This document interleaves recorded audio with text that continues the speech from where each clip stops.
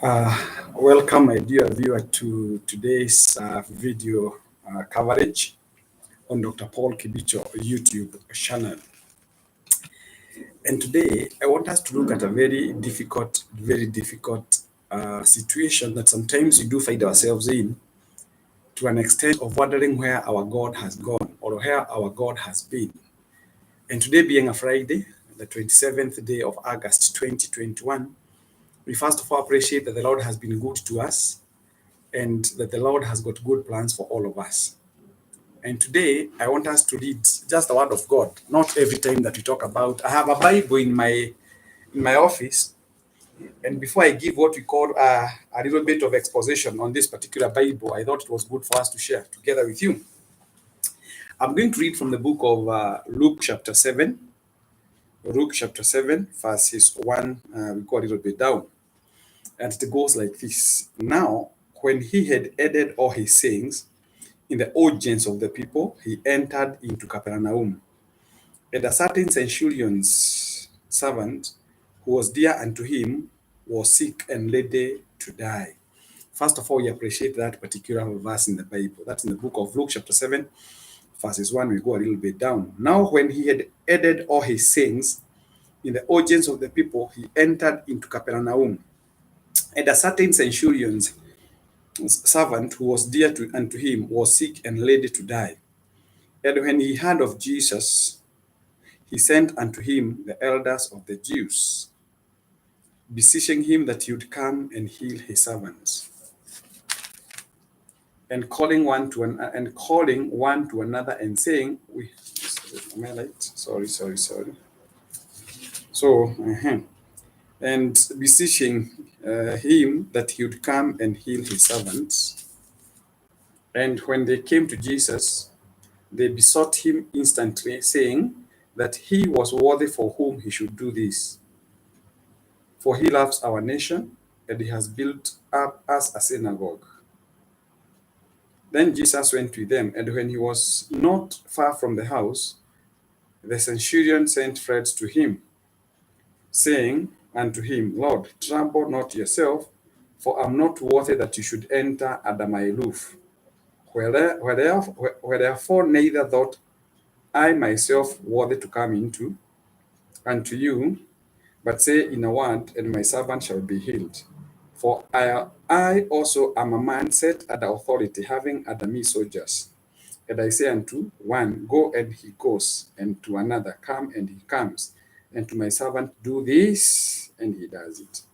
When Jesus heard these things, he marveled at him, and turned him about, and said unto the people that followed him, I say unto you, I have not found so great faith, no, not in Israel.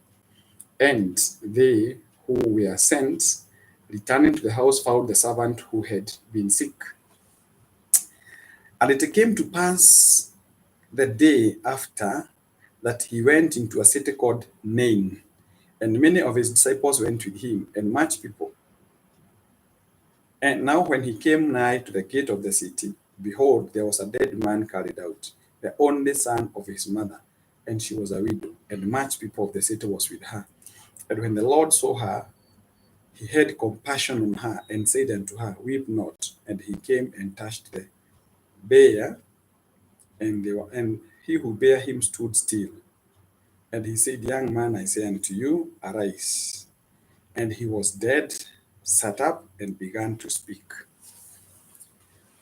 Allow me to just say one thing out of that particular Bible verse that we have read. That we've been told properly that there was a child who was sick, and this was the only child that this woman had. And we've been told that Jesus going to this place called Nain with his disciples, he saw some people carrying what we call a dead child, for that matter. This child was very sick, and the child was so dear to this woman, who was actually a widow and had no other child. But you can see that Jesus was not panicking. Jesus was composed.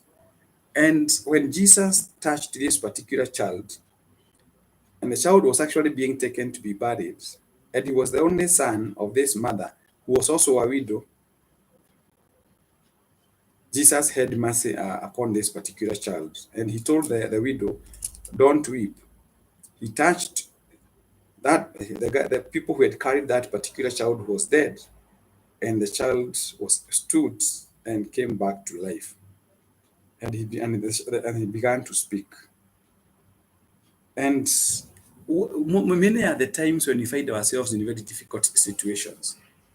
Like we have heard about families who have lost their beloved ones, not one family, not one member of the family, not two, not three, and people are still losing their beloved ones. Others have got very huge bills in hospitals. It is becoming a very, very challenging time. But I want to remind people one thing. What has made me to read this particular Bible verse? We've been praying to God. There are people who have been praying to God even to get a child. Others have been praying to God to get a job. Others have been praying to God to have peace in their families. Others have been praying to God to stop deaths in their families. Others have had so many issues. The only place that we can get our solution from is in God. You go to a politician with a need and the politician fails you. He doesn't even give you a chance to see him or her. You go to a governor, the same case. After all, they have become demigods. You think of the person who can help you. I have been in very, very needy situations in my life. Needed not in the literal meaning of money for that matter. I have found myself looking for some individuals whom I think can be of help to me. And to my amusement, they don't even have a solution. You go telling people your problems, but they don't offer a solution to you. There are people when you call them on your mobile phone, they don't even pick your phone call. And those are the people that you had actually counted on. In your mind, in your very deep part of your mind, you knew for sure that if I took my phone and I called this particular individual, a solution will be found, only for them to let you down. Many are the times where you have put your hope, people let you down. But I want to encourage you, my brother, my sister, wherever you are. And I'll be preaching on Sunday at PTA Youth Service on Sunday. Just like I was preaching on Sunday at Nakuru this Sunday. Or I preached the 3 sermons. I want to remind you something, my brother, my sister, wherever you are. Cursed is the person who trusts in another person. Cursed is the person who trusts in another person. We must learn to put our trust into Jesus. We must learn to know that our God's number will never be engaged. Once you go down onto your knees and you pray, solution will be found. Many are the times, let me tell you, even being alive today, if it was some people to be asked, they couldn't even have wished you that you'll be living today. They would have wished you dead. But I thank God that our God is so good. Our God is so loving. He's an awesome God that despite all the kind of things that people talk about you, your God still loves you. And his love endures forever. When you read this particular, when God now raises the dead, what lesson do we learn from here? What lesson do we learn from here? We are learning that even when others had lost hope, number one, the mother to this child was thinking that she was not even worthy to entertain a guest in her own compound.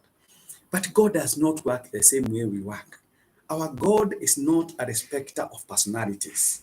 Our God will never seek people's approval, because if God was seeking people's approval about your life, you'll be long dead. But I thank God today as we speak about this word of God, and it really encouraged me. Yes, that's the spoken word of God. Rise up and walk. God has a solution to every problem that you have. You haven't gotten a job for a long period of time. God still knows you.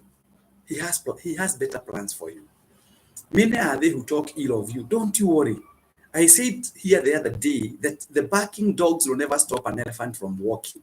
So do not listen to those barking dogs. Do not listen to those people who think of you negatively. As a matter of fact, concentrate on what will work for you. People will let you down. Your friends will let you down. Your family members will let you down. Your spouse will let you down. Your children will let you down. The environment, even the weather sometimes will let you down. I'm happy. I normally say that I do not know what tomorrow holds for me, but the God who holds tomorrow for me knows exactly what tomorrow holds for me. So there is nothing to make you panic in life. There's nothing to make you lose hope in life. Stand firm at God's appointed time. To those people who had walked with this woman, they were wailing and crying, and that was as far as they could understand. But when God comes, God changes all situations. He's a God of another chance. You have tried many times, many things indeed. but things have not been working on your side. I tell you today, and I'm promising you these words of God, that you don't have to panic. You don't have to cry. Just take your needs, cast your burdens unto Jesus, for he cares for you. God will make a way for you. You have a big challenge ahead of you. Like now, we have got admissions in the university. Some of us are not even sure. Like now, my daughter has been sent to a place in Eldoret. She has been sent to Eldoret campus. But I've told God, God, make a way for me. God, make a way for my child. And I know God will make us. God will make a way. Things will always come your way. Not always very pleasant things, even bad things. Sometimes you'll see bad news.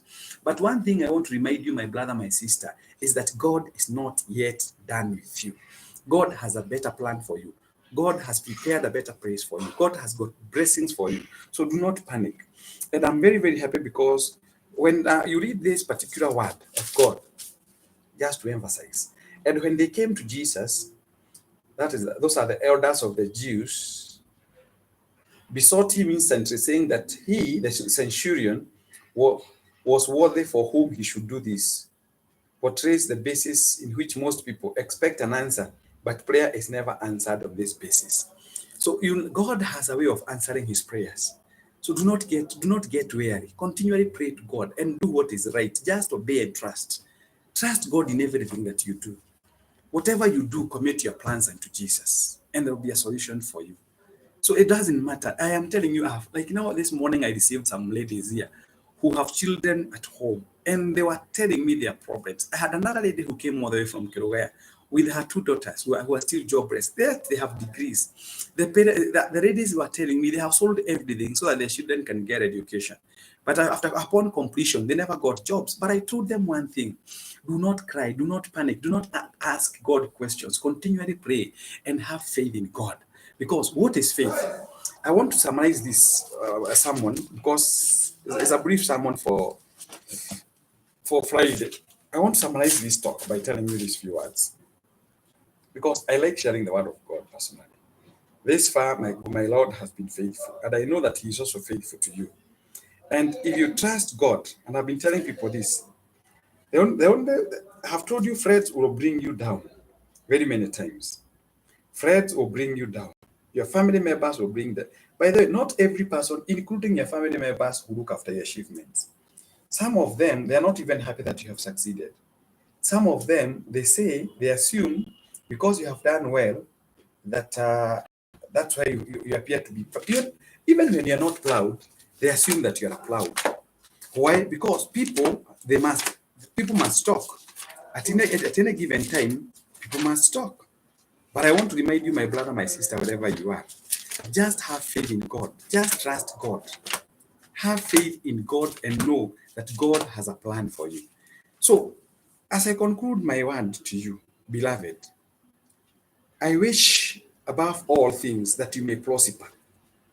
The first, financial prosperity, and should be the case for every believer, and in good and be in health. I'm reading the book of John, the third epistle of John.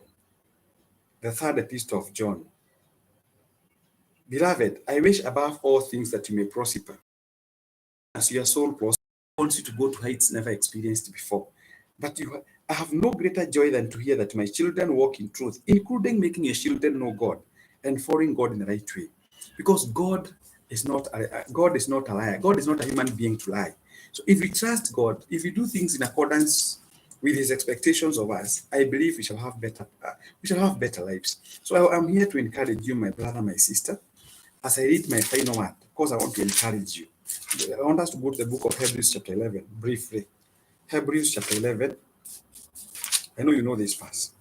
It says, now, faith is the substance of things hoped for. So you must have faith. Faith is the substance for things hoped for. For by it, the elders obtained a good report. Through faith, we understand that the worlds were framed by the word of God, so that things which are seen were not made of which do appear. So by faith, Abel offered unto God a more excellent sacrifice than Cain, by which he obtained witness that he was righteous. By faith, Enoch was translated into that he should not see death. Enoch never saw death. By faith, It is impossible to, without faith, but without faith, it is impossible to please God. So we need to have faith in Jesus. We need to have faith that things will be able to move in our direction. So have faith. God has better plans for all of us. So don't feel discouraged. Trust in God. Just obey Him, follow His commandments, and do what's right and just. And God is going to make a way for us. I speak blessings upon your lives. Thank you very much, Mr. Michael Kemedi, my good friend. And once again, thank you so much. Yetonga Gashueli, thank you so much. I wish you a blessed weekend. I'm downloading quite a number of stuff, which has taken more than 2 hours or 3 hours to download. You'll be hearing what I did yesterday. I was talking to people about personal growth. I will not mention it because we have just shared the word of God with you about that place called Nain and the child who was dead of a widow and the way God treats things. So have trust, have faith, and I wish you a blessed weekend. May God bless you. Always a pleasure talking to you.